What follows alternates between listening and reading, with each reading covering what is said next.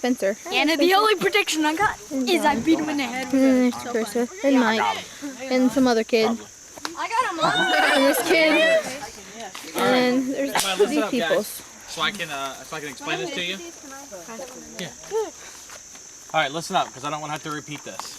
All right, here's where we're at. This is Point Pleasant, West Virginia. Obviously, this is the outskirts of the town. What we're in right now is a wildlife nature preserve, but up until 1975, this was the TNT field that was used and owned by the West Virginia National Guard. During World War I and World War II, they would store here secretly nuclear weapons. This was a testing facility. We're gonna die. Sorry. They would test missiles, they would test nuclear weapons, they would test firearms, and they would store weapons here. How they did it was because of the threat during World War II and Nazism spreading, the nation hid its nuclear weapons here, but they hid them in concrete igloos. The igloos were covered by earth. So from an aerial, all you would see is hills. But from on the ground, while they're covered with earth, there were two metal doors in front of these igloos, concrete igloos, and they would store weapons in them. Star Wars. Yeah, very much so. Now, the trick is some of these igloos are still welded shut. So there's things still hidden here in these fields that people aren't to know about. And you'll see some of them are open, some of them are welded shut. Which means don't touch. Somebody went through a lot of effort to get a welder out here and to get the machines and power to weld these doors shut. Now, the reason these fields are significant is in 1965, there were four teenagers, two sets of couples out here driving in these old abandoned fields. This is a giant grid, okay? This is just the very end of it. But this whole thing is stretched out for miles and miles, and it makes a grid of roads. It's very tricky to navigate. That's just why we don't go through them, because if you don't know where you're going, you get lost. That's the reason they designed them that way. Only the National Guard knows the road system in through here. So the idea was if you were a spy or an intruder, that you wouldn't be able to get your way out once you get in here and get turned around. So they had two couples in here driving around in 1965, and as they were driving through, reportedly a giant winged creature about 6 foot tall, 7 foot tall with a huge wingspan flew over the front of the car and circled around and came and landed in front of them. They stopped the car, and then this creature took off. They took off, and then at one point it was flying right beside them. They drove back into town, went to the police station to report it. The kids were really freaked out, but obviously the police, knowing it's four teenagers, did what? They didn't believe him. Totally ignored it. However, that same night, not even an hour later, the police department started getting more and more reports, okay? Started getting more and more reports, okay? Actually, that night, they ended up getting over 100 different reports of a sighting of this winged creature. And not just teenagers, but like people who go to church, people who've been in the town for a long time, and then a police officer himself saw it.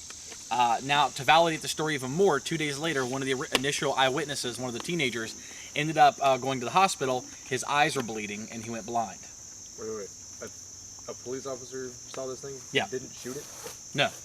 But a police officer saw it. Of course, you're talking about 1966. Things are a little different. 1965. I was throwing a Things were a stick little at bit it. different back then.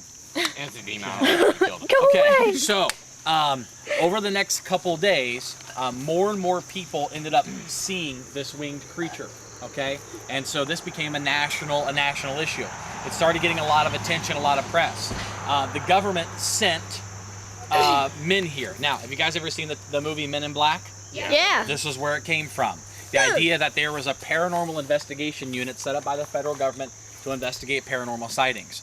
So in 1966, there were 4 sets of guys that came here all dressed in black suits, stayed in the town, freaked a lot of people out, asked a lot of questions, told a lot of people to shut up and went away. A year later, the Silver Bridge here collapsed.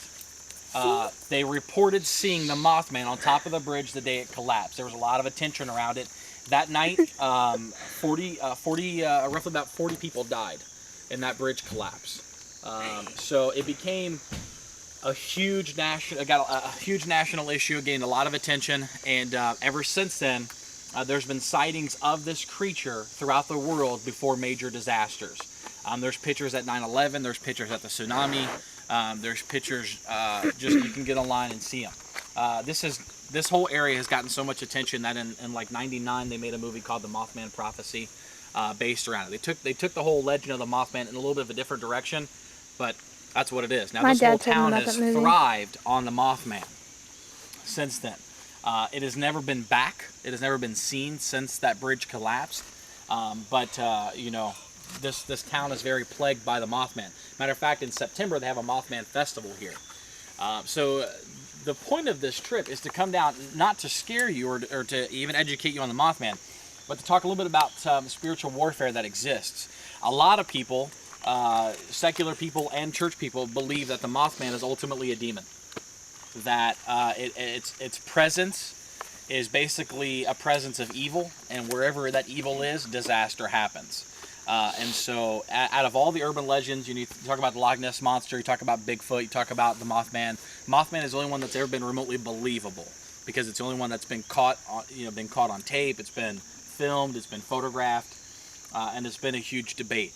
But I wanted to do is bring you guys down here to have this discussion, because I want to show you that this town was terrorized by this, but now they worship it. Everything about this town is Mothman, and it's its only income. Why would you worship something that's caused so much destruction? Money. Yeah, that's a great Bridge. question. What's that?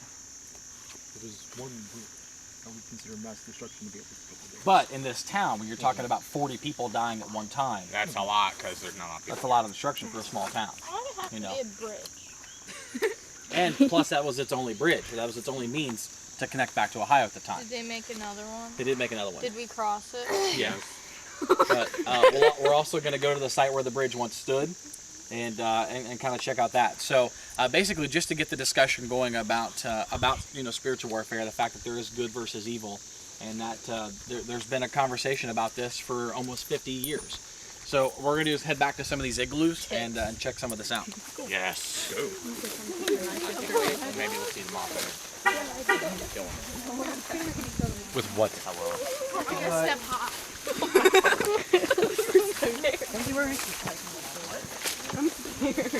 You know what would be scary? It's like a mass earthquake just happened. Make me walk where TikTok. Oh, I just got attacked by a bush. Oh, look at that. That's cool.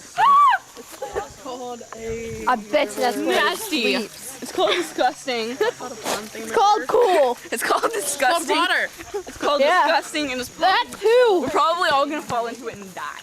Seriously. Then the Mothman's gonna sneak. Yummy. I swear that's gonna happen. We're all gonna die. You know the pandemic flu is supposed to happen sometime in the next 4 years, and it kills like over 1,000 people. Did you know that? I hate people. Seriously. Oh look, it's a little road. Oh, that's cool. This is one igloo. You can see how. Can we go in You it? guys don't head in there yet. When the government built this thing, they planted earth all over top of it. So from an aerial view, for a spy plane to fly over, all you're going to see is a hill. You're not going to tell that it's Snakes in there. Oh, big pythons. Broke my nose. It's like the Anaconda remix. It's a pink shirt. Watch your head. Dude, I'm trying Like your psychotic sister. Ooh, Oh God. we're heading There's gonna into be ticks. we're heading into an igloo. Ew, there's mud. Look at the mud.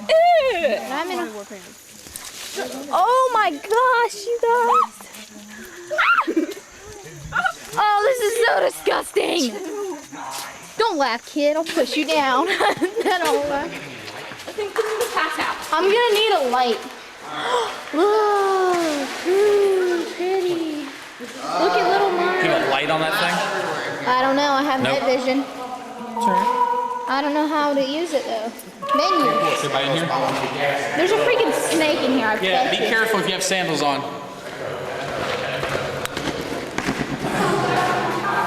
Did you hear that? That is cool. We have some chickies. Hey guys, these canisters in here used to store gunpowder. So you can see that. Mike, what is all that? Used to store gunpowder. Listen. Now. Stop. Okay. Now, along with the whole Mothman thing, they say that these igloos have like paranormal activity. Oh, That's been one of the big things. They say this one's the most active, and that the way to find out is by taking pictures. And so, if anybody has a digital camera, where do you take pictures? Oh, I can't take a picture. How do you take pictures, Mike? I take pictures. I have a photo